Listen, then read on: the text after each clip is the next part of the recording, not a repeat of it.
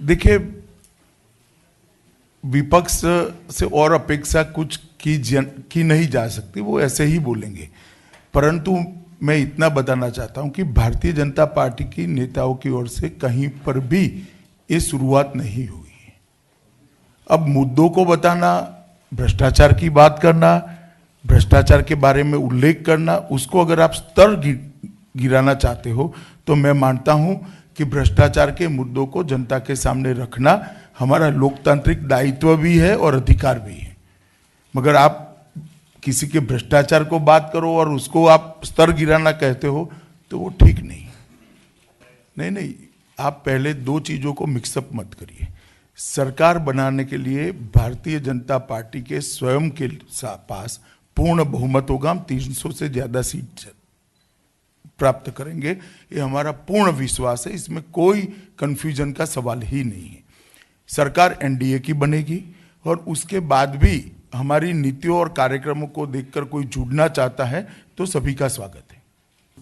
देखिए, हमने 2014 से ही 50% की लड़ाई की तैयारी की थी और जिस प्रकार से नरेंद्र मोदी सरकार का परफॉर्मेंस रहा, मैं आपको दो आंकड़े कहना चाहता हूँ।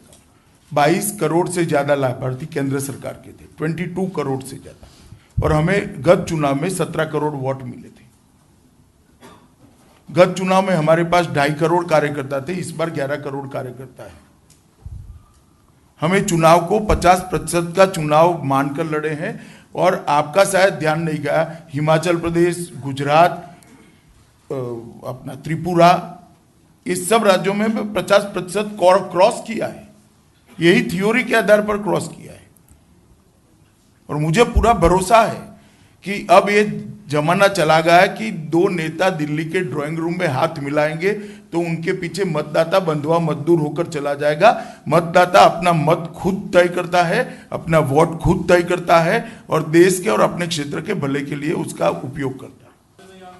जरा भी बैकफुट पर नहीं है। हम आत्मविश्वास के साथ हमारे परफॉर्मेंस के आधार पर, हमारे भावी कार्यक्रमों के आधार पर गए हैं। हमारे पास एक सुदृढ़ संगठन का खाका है जिसने हर चीजों का जवाब न सिर्फ माइक में, जनता के बीच में जाकर छोटे से छोटे ग्रुप में संपर्क कर कर भी दिया है। इसलिए मुझे पूरा भरोसा है कि ये सारे गलत प्रचार का कोई असर जनमानस पर नहीं हुआ, उल्टा सिंपैथी बढ़कर हमारे पक्ष में वातावरण और दृढ़ हुआ है। मेरे 80 कार्यकर्ता मारे गए हैं मेघा जी 1.5 साल में। भारतीय जनता पार्टी के 80 कार्यकर्ता मारे गए हैं। क्या जवाब है ममता जी के पास? कौन हिंसा फैला रहा है? और हम तो पूरे देश भर में चुनाव लड़ रहे हैं। केरल में भी लड़ रहे, तमिलनाडु में लड़ रहे, राजस्थान में लड़ रहे, मध्य प्रदेश, दिल्ली, गुजरात, आसाम, कहीं क्यों हिंसा नहीं होती है? वो अकेली ममता जी अकेली वेस्ट बंगाल में लड़ रही, वहीं क्यों हिंसा होती है? अगर हमारे कारण हिंसा होती तो हम तो सब जगह चुनाव लड़ रहे हैं। और हमारे 80 कार्यकर्ता मारे गए हैं।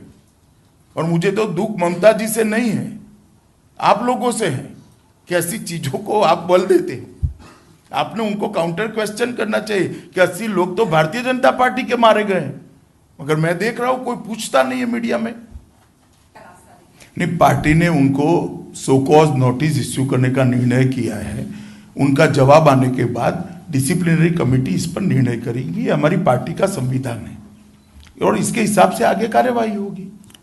विश्वास का आधार 5 साल में नरेंद्र मोदी सरकार ने जो काम की है वो काम, और हमारा चुनाव अभियान में जो जनता से रिस्पांस मिला है वो रिस्पांस का एनालिसिस करने के बाद मैं कह रहा हूं कि हम 300 से ज्यादा सीटें जीतेंगे। ये चुनाव देश का प्रधानमंत्री चुनने का चुनाव है। देश का प्रधानमंत्री कौन बने, देश में किस पार्टी की सरकार हो, इस पर फैसला करने का चुनाव है। आप जो इंगित कर रहे हो, मैं आपको बता दूं, ये तीनों राज्यों में भी भारतीय जनता पार्टी पूर्ववत स्थिति प्राप्त करेगी। नहीं, पूरी भारतीय जनता पार्टी को खेद है, इसीलिए प्रॉम्प्ट एक्शन लिए गए हैं। डिसिप्लिनरी कमेटी ने आज ही उनको नोटिस इश्यू कर दिया है और 10 दिन का समय दिया है और उसके बाद तुरंत ही फैसला करेंगे जो उचित होगा। ये तीनों नेताओं के जो बयान है, इसके साथ पार्टी अपने आप को संबंध नहीं पाती है। हम इस प्रकार की बातों को निजी मानते हैं, न केवल निजी मानते हैं, इनके लिए जो रिस्पॉन्सिबल लोग हैं इनको नोटिस इश्यू कर डिसिप्लिनरी एक्शन लेने के लिए भी हमने प्रोसीडिंग स्टार्ट की है। देखिए, बहुमत के लिए मैं फिर से एक बार कह दूं, किसी के मन में कंफ्यूजन न रहे। जहां तक बहुमत का सवाल है, भारतीय जनता पार्टी अपने बूते पर बहुमत प्राप्त करेगी। हम 300 से ज्यादा सीटें जीतेंगे। हमारा प्री पोल अलायंस है, प्री पोल अलायंस के साथ ही हमारी सरकार में होंगे, मोदी जी प्रधानमंत्री होंगे, सरकार एनडीए की होगी। इसके बाद भी किसी को हमारी एजेंडा के साथ, हमारी सिद्धांतों के साथ जुड़कर हमारे साथ आना है तो सबके लिए हमारे दरवाजे खुले हैं। चलिए, ऐसी बातों पर मैं कोई टिप्पणी करना नहीं चाहता। महात्मा गांधी की फिलॉसफी कोई पार्टी के कार्यकर्ता होने से नहीं आती है। महात्मा गांधी की फिलॉसफी पूरे देश की है। स्वच्छता के लिए, गांव के लिए, देश की सुरक्षा के लिए, देश के सम्मान के लिए, इवन खादी के लिए भारतीय जनता पार्टी की नरेंद्र मोदी सरकार ने जो किया है, उनकी 55 साल की सरकार ने अब तक कुछ भी किया होता तो बापू के विचार आज सार्थक रूप से हर गांव तक पहुंचे होते। हमें पूरा भरोसा है कि हम चुनाव जीतने जा रहे हैं। 6 बजे तक चुनाव अभियान था, हम जनता के संपर्क में रहे हैं। उनको लगता है कि मैदान में अब कोई काम नहीं रहा है तो वो ड्राइंग रूम की मीटिंग कर रहे हैं। ना जी, जरा भी नहीं। 2 इश्यू अलग हैं। प्रज्ञा ठाकुर का कैंडिडेचर, ये फर्जी भगवा टेरर के फर्जी केस के खिलाफ हमारा सत्याग्रह है। देश की सुरक्षा के साथ वोट बैंक की राजनीति के कारण कांग्रेस सरकार ने जो कॉम्प्रोमाइज किया, इसके सामने हमारा सत्याग्रह है। मैं एक छोटा सा सवाल आप सबको पूछना चाहता हूं, आपके माध्यम से कांग्रेस पार्टी को पूछना चाहता हूं। समझौता एक्सप्रेस में कुछ लोग पहले पकड़े गए थे। सीबीआई ने कहा कि ये एलईटी से संबंध लोग हैं। अमेरिकन एजेंसियों ने भी इसका समर्थन किया है कि एलईटी से संबंध लोग हैं। एक फर्जी केस भगवा टेरर का बनाया जिसमें सब लोग बरी हो चुके हैं, और भगवा टेरर काल्पनिक बातें देश की अदालत ने अब कह चुकी है। तो जिन लोगों को छोड़ दिया, 5-5 लाख रुपया मुआवजा दिया और सुरक्षा के साथ समझौता किया सिर्फ वोट बैंक की पॉलिटिक्स करने के लिए, इसके लिए कौन जिम्मेदार है? कांग्रेस पार्टी जिम्मेदार है। कांग्रेस अध्यक्ष ने आज भी मेरा मांग है कि ये जो घटना हुई है, पूरी हिंदू संस्कृति को दुनिया में बदनाम किया है, देश की सुरक्षा के साथ आपने समझौता किया है, इसलिए कांग्रेस अध्यक्ष ने देश से माफी मांगनी चाहिए। नहीं, आप स्वतः ही कोई भी भारतीय जनता पार्टी के नेता का भाषण उठाकर एनालिसिस मिनटों में कर दीजिए। 40 मिनट के भाषण में 29 मिनट, 35 मिनट, 36 मिनट विकास के मुद्दे होते थे, 3-4 मिनट पॉलिटिकल जवाब देते थे।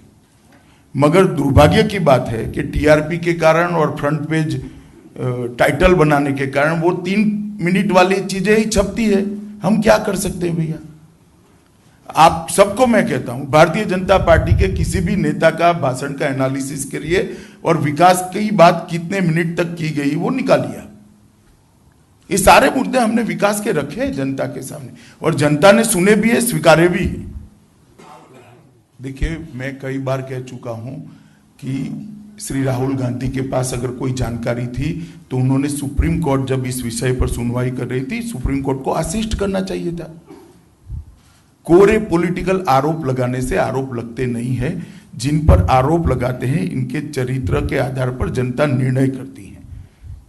ना भारतीय जनता पार्टी की ये परंपरा है, ना इस प्रकार का कैरेक्टर है, ना हमारे नेता का है। तो कोई आरोप चिपकने का सवाल ही नहीं है।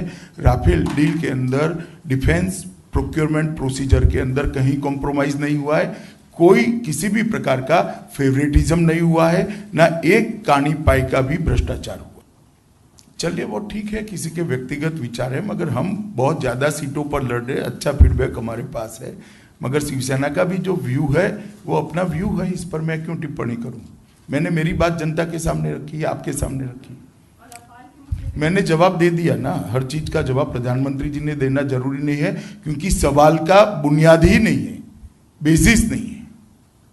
कांग्रेस पार्टी पर जितने भ्रष्टाचार के आरोप लगे, या तो केक से जनरेट हुए थे, या सुप्रीम कोर्ट ने जांच ऑर्डर किया था, या सीबीआई, उनकी साथ सरकार की सीबीआई ने इन्वेस्टिगेशन शुरू किया था, तब वो कटघरे में आते थे। इसका कोई बेस ही नहीं है, क्या जवाब देना है जी? नवीन और देश की रक्षा मंत्री ने पार्लियामेंट के अंदर हर चीज का जवाब दिया है, हर चीज का जवाब दिया है।